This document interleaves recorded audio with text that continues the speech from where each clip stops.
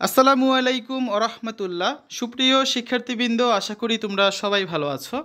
এই ভিডিওটা তৈরি করছি সপ্তম শ্রেণীর শিক্ষার্থীদের জন্য।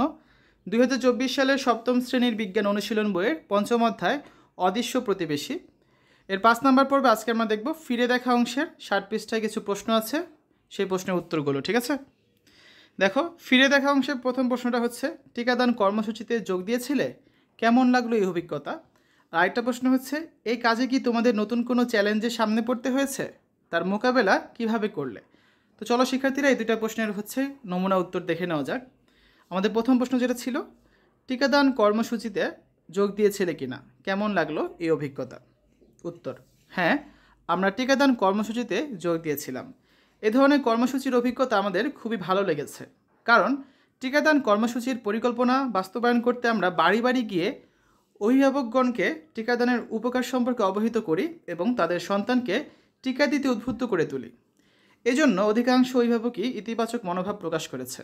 এছাড়া আমরা সামাজিক যোগাযোগ মাধ্যমগুলোতেও এ সম্পর্কে বিস্তারিত তুলে ধরেছি। এতে অনেকেই আমাদের পরিকল্পনার ভূয়সী প্রশংসা করে। আশা করি আমাদের অভিজ্ঞতা কাজে লাগিয়ে ভবিষ্যতে আমরা টিকাদান কর্মসূচি সম্পর্কে আরও বেশি করে পদক্ষেপ নিতে পারব। তারপর দেখো দ্বিতীয় যে প্রশ্নটা ছিল, প্রশ্ন 2, সেটা হচ্ছে কি, এই কাজে কি তোমাদের নতুন কোনো চ্যালেঞ্জের সামনে পড়তে হয়েছে, তার মোকাবেলা কিভাবে করলে? উত্তর, 1, টিকাদান সম্পর্কে মহল্লার নারী পুরুষের ভেতরে ভ্রান্ত ধারণা রয়েছে যে টিকা দিলে বাচ্চারা অসুস্থ হয়ে পড়ে। এ ধরনের পিতামাতাকে টিকার উপকারিতা সম্পর্কে অবহিত করে তাদেরকে রাজি করানো হয়েছে। 2, টিকার মেয়াদ নিয়ে অভিভাবকদের মনে সন্দেহ হচ্ছিল। এই সকল অভিভাবককে টিকার উৎপাদন ও মেয়াদ উত্তীর্ণের তারিখ দেখানোর পরে তারা টিকা দিতে সম্মত হয়েছে। 3, শিশুদের টিকাদানের বয়স নিয়ে অভিভাবকদের মনে সংশয় রয়েছে। শিশুদের বয়সভিত্তিক টিকাদানের লিফলেট অভিভাবকদের দেখানোর পরে তারা সন্তানদের টিকা দিতে রাজি হয়েছে। 4, টিকাদানের স্থান ও সময়সূচি সম্পর্কে অনেক অভিভাবক জানে না। বাড়ি বাড়ি গিয়ে সকল অভিভাবককে টিকাদানের স্থান ও সময়সূচি সম্পর্কে জানানো হয়েছে। 5, অনেক বয়স্ক মানুষ টিকাদান কেন্দ্রে আসতে পারছিল না, তাদেরকে টিকাদান কেন্দ্রে আনার ব্যবস্থা করা হয়েছে। 6, টিকাদান কেন্দ্রে অভিভাবকদের বসতে সমস্যা হচ্ছিল, সবাইকে বসার ব্যবস্থা করা হয়েছে।